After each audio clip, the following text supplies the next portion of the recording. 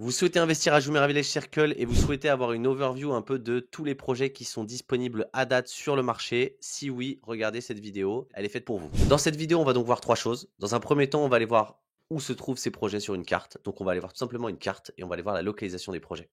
Dans un second temps, ce qu'on va faire, c'est on va aller regarder et comparer les prix, les plans de paiement et essayer de comprendre quels sont les points clés et les points différenciants de chacun de ces projets. Et pour finir à la fin, on résumera en fait, on présentera par exemple 2 ou 3 profils d'investissement et de stratégie et on ira dire quel type de projet correspond à quelle stratégie. Pour ceux qui ne me connaissent pas, je m'appelle Clément, je suis agent immobilier à Dubaï. Donc si vous souhaitez être accompagné de la meilleure des façons dans votre achat à Dubaï de A à Z, n'hésitez pas à me contacter sur WhatsApp, ce sera un plaisir de faire votre connaissance. Et si vous souhaitez rester au courant de l'actualité, des meilleurs projets et avoir une vision analytique du marché, n'hésitez pas à vous abonner à la chaîne. Voici donc l'ensemble des options qui s'offrent à vous sur Jumeirah Village Circle. Donc on voit qu'on a à peu près, on va dire, 4 projets à Jumeirah Village Circle. On en a 2 vers Arjan. On en a un, 2, on va dire, entre Motor City, Studio City. Et on en a un à Sport City. Donc à peu près, on va dire, 4 localisations clés, mais qui sont quand même assez toutes très proches. Je les considère, on va dire, toutes à peu près similaires. Surtout que maintenant, il y a beaucoup de projets qui commencent à sortir sur Motor Sport City. JVC a néanmoins un point d'avance. Ce que je vais surtout avoir comme point d'attention, c'est sur certains d'entre eux, est-ce qu'ils ont une localisation dans la localisation qui est intéressante, c'est-à-dire des vues, des choses comme ça, qui pourront attirer mon attention et faire ressortir un projet du lot. On va rentrer dans le détail un peu de tous les projets pour voir un peu les éléments clés. Je vais pas redire à chaque fois, les chiffres. Vous pouvez soit prendre un screen, soit venir en direct. On en parlera, sur mon WhatsApp. Je vais plus aller directement dans quels sont les points clés un peu différenciants, de chaque projet et pour après venir sur la partie d'après sur, selon votre profil investisseur, vers quoi je trouve ça peut être intéressant que vous alliez. OK, donc on commence direct avec Maison Élysée 3. Ce qui est, très intéressant aujourd'hui, c'est que c'est très difficile, c'est pas si facile d'avoir un plan à 20% plus 1% sur JVC. Je pense qu'aujourd'hui d'ailleurs c'est le seul, à ma connaissance qui est disponible, avec un promoteur qui en plus a déjà livré. Et en plus, ils ont une offre en ce moment où ils proposent de les prendre et de les avoir meublés, donc inclus dans le prix.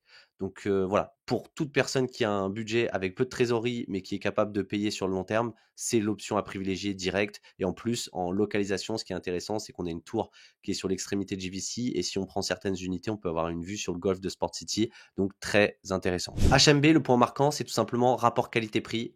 Très bon rapport qualité-prix, promoteur qui a déjà livré, des prix, on voit dès le départ qui sont très intéressants, des plans 60-40 sans post handover par contre. Donc voilà, ce sera pour des personnes qui ont un peu, plus les capacités, d'acheter, plus de trésorerie et qui souhaitent avoir, payé le moins possible pour faire potentiellement la meilleure capitalisation ou potentiellement revendre très vite. Prescott Verano, très grosse opportunité. Il faut voir les unités qui restent parce qu'il a été lancé, il y a beaucoup d'unités qui sont parties, mais les prix d'appel étaient vraiment intéressants. On n'est pas sur un post handover, mais je trouve que, c'est un projet assez premium, un peu en mode vous allez acheter dans un hôtel 5 étoiles. Je trouve que c'est intéressant ce type de projet avec des prix pas exorbitants. Donc je trouve que c'est un très bon projet, sur lequel ça peut être très intéressant de se positionner si on a le budget. Prescott Legado, tout simplement, ça reste, un des rares projets encore avec du post handover sur, JVC. Donc pareil, super intéressant. Il faut voir les dernières unités qui restent, à quel point ça peut être intéressant versus les autres projets en cours. Mais c'est un promoteur qui a déjà livré. Il y a énormément d'amenities dans ce building. On a un plan de paiement étalé, donc ça reste très très cool. Et en plus, on a des unités qui sont proposées à la vente totalement livrées meublées. Pareil, très intéressant pour certains profils d'investisseurs. Sky Hills 3 de HRE, en fait, c'est un peu une pépite sortie un peu de nulle part. HRE, pour ceux qui connaissent pas, en fait, c'est tout simplement derrière ça, c'est quelqu'un qui a fait de la construction pour tous les promoteurs pendant très longtemps et là qui monte sa propre société de promotion. C'est un projet que je trouve très intéressant. Je vais vous dire pourquoi. Grande tour, située du coup pas très loin en plus de la future station de métro, proche d'un parc, donc on peut avoir des vues dégagées. Grande tour, donc potentialité d'avoir des très belles vues. Projet du coup aussi livré meublé et plan de paiement exceptionnel. Pourquoi? Parce qu'il y a écrit 70-30 avec post handover 2 ans, mais dans la réalité, souvent le genre de projets qui sont comme ça, il y a 40-55% à payer la première année. eux, leurs 70 ils sont très bien étalés et du coup, il y a que 35 à mettre la première année.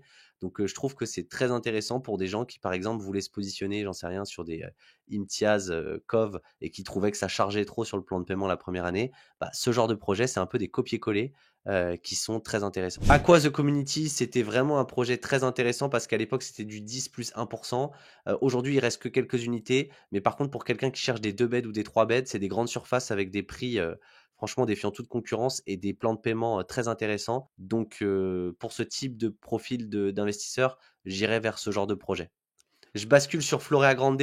Florea Grande, ce qui est intéressant tout simplement, c'est, quelqu'un qui a l'argent, et qui veut globalement avoir un achat qui se livre très tôt pour toucher très vite, on va dire, les, rentes et du coup, je trouve qu'à ce niveau-là, vu que le projet est 85 complet, on a des prix qui sont très attractifs et du coup un projet très intéressant dans des zones où on est presque sûr de louer. DK pareil, on est sur un promoteur connu qui a déjà livré sur un plan de paiement post-handover en 50-50, donc très intéressant aussi, avec des prix, je trouve aussi très performants. Donc pareil, ce sera en compétition avec d'autres projets sur un certain profil d'investisseurs. On y reviendra plus tard. Et pour finir, on a récemment Iman Cascade 15 qui va tomber, du coup, qui est un projet beaucoup plus haut de gamme, beaucoup plus premium et qui, je trouve, peut être intéressant pour soit un profil investisseur qui va vouloir acheter absolument du premium pour se sécuriser sur JVC, soit quelqu'un potentiellement qui va vouloir vivre dedans. Ok, donc là, on a pu aller dans le détail des projets. Maintenant, ce qui va être important, c'est d'aller voir, ok, comment on les classe par catégorie et lesquels il faut choisir dans quel type de situation. Ok, donc si on reprend la totalité des projets, on voit qu'on en a beaucoup. L'idée, c'est d'aller un peu élaguer pour y voir plus clair. On va donc faire deux catégories. Un, les catégories avec tous les post-handover et deux, une catégorie avec 100 post-handover. Donc si on part sur, en gros, tout ce qui va être post-handover, on a à peu près, on va dire, 5 options et je vais vous donner mon avis dessus. Aujourd'hui, pour quelqu'un qui a un petit apport et qui cherche à avoir le plan de paiement le plus étalé, je trouve que Maison Élysée 3, c'est une opportunité de malade mental. Voilà, c'est simple. Moi, j'aime bien ce projet, donc c'est vraiment quelque chose que je vais aller pousser. Pour quelqu'un qui a un peu plus de moyens et qui va vouloir aller, qui est capable d'avoir un 70-30 avec 2 ans de post-handover, la bataille, ça va être un peu entre, on va dire, Prescott Legado et Sky Hills 3.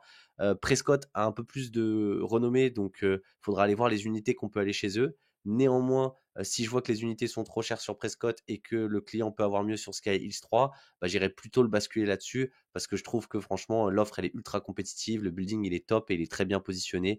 Donc, c'est très, très bien aussi comme investissement. Ensuite, pour Aqua The Community, je le garderai pour des gens qui veulent des 2-3 chambres parce que les prix sont exceptionnels et le plan de paiement est top.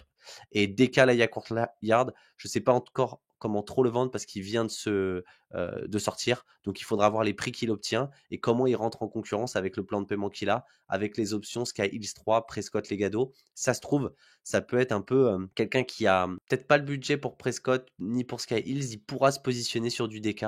Donc c'est un peu le genre de choses qu'il faudra aller voir. Pour ce qui va être de tout ce qui est sans post-handover, on voit qu'on a à peu près aussi 5 options. Dans les 5 options, je trouve que quelqu'un qui va chercher à avoir un meilleur rapport qualité-prix, je vais aller plutôt sur du HMB. Quelqu'un qui veut absolument avoir une dispo assez rapide, je vais l'orienter vers du Florea Grande. Ensuite, sur quelqu'un qui va vouloir aller vers des choses un peu plus premium, je pense que je vais aller d'abord sur Prescott Verano parce que je trouve que le rapport qualité-prix est top. Mais quelqu'un qui a vraiment les moyens, qui par exemple, ça se trouve, tombe amoureux un peu du design de Iman, de ce qu'il propose et qui perçoit la qualité derrière, j'irai lui proposer effectivement le projet, potentiellement un des projets les plus haut de gamme de la zone, qui va être Iman Cascade. N'hésitez pas à aller commenter dans les commentaires pour donner un peu votre avis vous aussi. Est-ce que vous êtes d'accord ou pas avec certains points? Sur quoi vous êtes d'accord? Sur quoi vous n'êtes pas d'accord? Ça m'intéresse. Le but, c'est effectivement de partager ensemble les informations et d'essayer de trouver quels sont les meilleurs projets pour vous. Si je dois un peu me mouiller et faire une sorte de classement des projets que je préfère personnellement, voilà, c'est très subjectif, mais c'est pas grave. Maison Élysée 3, personnellement, je le mets en haut parce que je trouve que le fait qu'il propose de livrer meublé, le plan de paiement et la localisation, si on prend les bonnes unités, c'est vraiment un truc de dingue. Prescott Legado, je me le mets en dessous parce que à la base, il est meilleur, mais avec les unités qui restent, qui sont un peu plus chères, je trouve pas forcément du coup le plus performant. Prescott Verano, top, mais vu qu'il y a pas de post handover et que moi j'avoue que j'aime bien proposer à des clients, le plan de paiement le plus étalé, je le mets, mais top, franchement, top projet. Aqua The Community, franchement, il aurait été là au début, mais je sais qu'il y a moins d'unités. S'il y avait encore des studios avec le plan de paiement à 10 plus 1 je l'aurais mis au top parce qu'en plus Aqua, ils ont déjà livré et ils sont exceptionnels. Là, je le mets là si c'est des 2-3 beds que quelqu'un recherche, mais sinon je le laisse, en dessous parce que je sais qu'il y a plus trop de dispo. Florea Grande, top, mais voilà, faut vraiment pour un profil d'acheteur spécifique, donc franchement, ouais, je sais pas, je le laisse de côté, je vous dis après. Sky Hills 3, franchement, je le mets parmi mes préférés parce que je trouve qu'il rentre en concurrence directe avec Prescott et il est une offre bien placée en prix et franchement, ils ont fait ça bien, c'est très bien meublé, c'est propre, donc ça me plaît bien. HMB, je trouve que c'est des très bonnes les projets ont été lancés depuis pas mal de temps, donc forcément, c'est plus difficile parce que les unités sont un peu plus chères, mais au lancement, franchement, c'est des opportunités de dingue du 100 post handover avec des prix super intéressants. DK, franchement, je peux pas trop le classer encore parce que on n'a pas toutes les infos, mais franchement, je peux le mettre vite ici ou ici si les prix sont intéressants. Flora Grande, franchement, je vais le mettre quand même là parce que ça reste pour un profil un peu très spécifique, on va dire, d'un investisseur. C'est du 50-50 pour un investisseur qui veut un truc vraiment très rapidement. Si cette vidéo vous a été utile, n'hésitez pas à tout simplement liker et surtout à vous abonner parce que je vais en faire des similaires sur d'autres localisations. Et si vous souhaitez investir globalement à Dubaï et être accompagné de la meilleure des façons, n'hésitez pas à me contacter sur WhatsApp à ce numéro afin qu'on puisse faire connaissance et tout simplement échanger pour trouver quel est le meilleur projet pour vous.